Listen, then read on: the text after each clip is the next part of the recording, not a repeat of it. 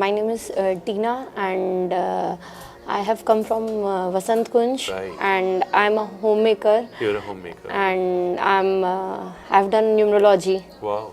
So, So you practice numerology? I have not started practicing, professionally, All right. but I can do it. All Right right. now, my kids are young, so So how about 06 date? We are doing a coffee meeting over here. six Yes. is wonderful. 6 It is will show wonderful, you good results. Good results. So how do you think कि जो dates होती हैं numerology के हिसाब से हमें क्या impact करती हैं और वास्तु न्यूमरोलॉजी में क्या डिफरेंस है? Vastu numerology, numerology is related just to your date of birth. It will tell you things related to your date of birth only. But Vastu is very comprehensive. It goes to the every corner of the house. Vastu जीवन जीने की एक बहुत अच्छी कला है, एक बहुत अच्छा आर्ट है। कला है, आर्ट है, करेक्ट। हम जब भी वास्तु देखते हैं ना तो दिमाग में आता है घर, मुंबई के 1 BHK चौल एरिया, बड़े बड़े फ्लैट्स, करेक्ट। और गुरुग्राम के बहुत पोश फ्लैट्स, सब में वास्तु होती है।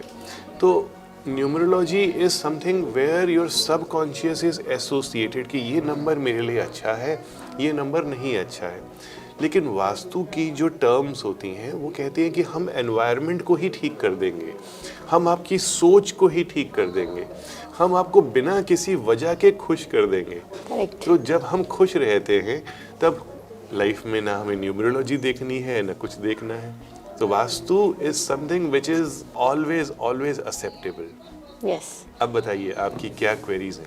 So, sir, recently we bought first floor. We stay in DDA flats. All right. So we were staying on ground floor.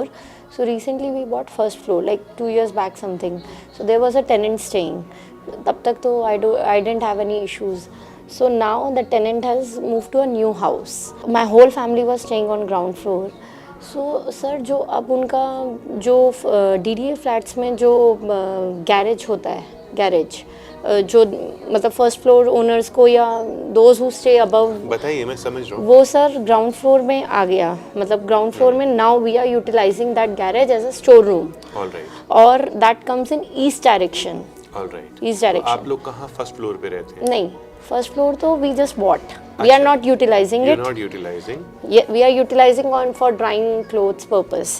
So I have this. I went inside like in the middle of my house and I took this picture.